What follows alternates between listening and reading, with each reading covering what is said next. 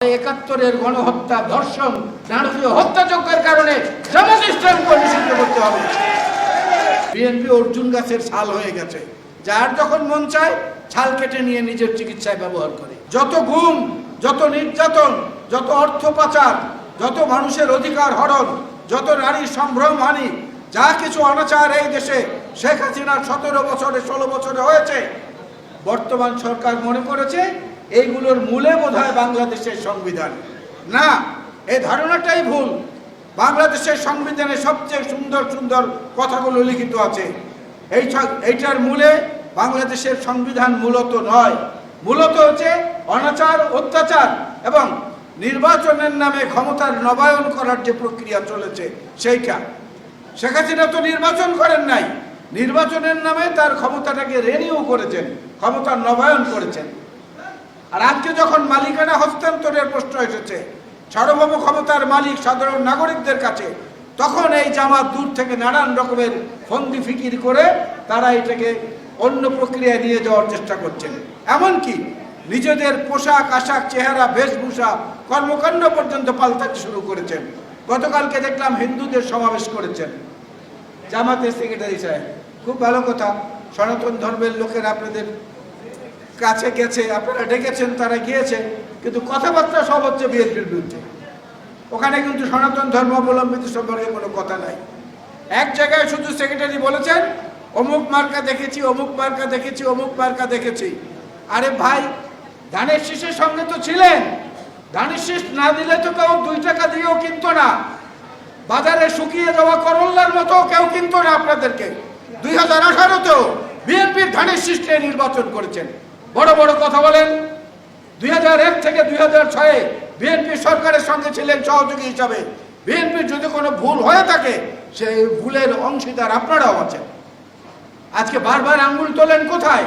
থুতু উপর দিকে ছড়েন, নিজের গায়ে পড়ে, সেইটা আগে দেখার চেষ্টা করেন। সেটা না দেখে ক্রমাগত বিএনপিকে যে ধরাশায়ী করার চেষ্টা করছেন, এটা কোনো ক্রমে আমরা মেনে নিতে পারি না। বিএনপির অবস্থাটা এর আগের সমাবেশে আমি বলেছিলাম আপনাদেরকে যে বিএনপি অর্জুন গাছের ছাল হয়ে গেছে, যার যখন মন চায় ছাল কেটে নিয়ে নিজের চিকিৎসায় ব্যবহার করে। এই অর্জুন গাছের জাল বিএনপির হলেও চলবে না। বরং আমি অনুরোধ করবো, মঞ্চে আজকে মাননীয় মহাসচিব আছেন, বীর মুক্তিযোদ্ধারা আছেন। Japan Bangladesh joint venture company JBS holdings limited, বিএনপির পক্ষ থেকে দাবি তোলা উচিত যে 24-এর 23-24 এবং এর আগের গণহত্যা, নির্মম নির্যাতন, নিপীড়ন, ভোটাধিকার হরণ, এই জন্য যদি আওয়ামী লীগের কার্যক্রম নিষিদ্ধ হতে পারে, তাহলে 71-এর গণহত্যা, ধর্ষণ, নারকীয় হত্যাযজ্ঞের কারণে জামাত ইসলামকে নিষিদ্ধ করতে হবে, তাদের কার্যক্রম নিষিদ্ধ করতে হবে। একই অপরাধে 2 রকম বিচার হতে পারে না। প্রধান উপদেষ্টার দৃষ্টি আকর্ষণ করে আজকের এই কথা বলতে চাই। আর আমি আমার বক্তব্য বাড়াবো না, ওনারা বলবেন। একটা জিনিস শুধু আমি বলি আমার বক্তব্যের শেষে, জামাতের জন্য ভালো খবরও আছে। মুরগির বাচ্চারা মুরগিকে দুঃখ করে বলছে, মা, মানুষের এত সুন্দর সুন্দর নাম, আমাদের তো কোনো নাম হয় না কেন? আমরা এতগুলো বাচ্চা তোমার। মুরগি বলছে, না না না, তোমাদেরও নাম হয়। বলে, কোথায় নাম হয়? বলে, তোমরা মারা গেলে পরে তোমাদের নাম হয়। Chicken biryani, chicken roast, chicken burger, chicken tandoori, তাই দেখো কত সুন্দর সুন্দর নাম। জামাত মরার পরে জামাতের নাম হবে, তার আগে হবে না। দেশের মানুষ তাদেরকে গ্রহণ করবে না। 75-এর চেতনা আমাদেরকে সেটাই শিখিয়েছে। স্বাধীনতার পক্ষের, মুক্তিযুদ্ধের পক্ষের এবং মুক্তিযুদ্ধের মূল যে ধারণা, মূল যে রূপরেখা, সেটা হৃদয়ে লালন করে শহীদ জিয়াউর রহমান বীর উত্তম। তার নেতৃত্বে হয়েছে 75-এর 7ই নভেম্বর। দেশনেত্রী বেগম খালেদা জিয়ার নেতৃত্বে এসেছে বাকশাল থেকে একদলীয় গণতন্ত্রের সুবাতাস।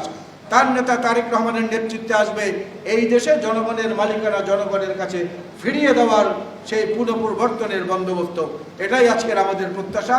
জাতীয়তাবাদী মুক্তিযোদ্ধা দল জিন্দাবাদ, শহীদ জিয়া বীর উত্তম অমর হোক, দেশনেত্রী বেগম খালেদা জিয়া জিন্দাবাদ, জনাব তারেক রহমান জিন্দাবাদ। আসসালামু আলাইকুম।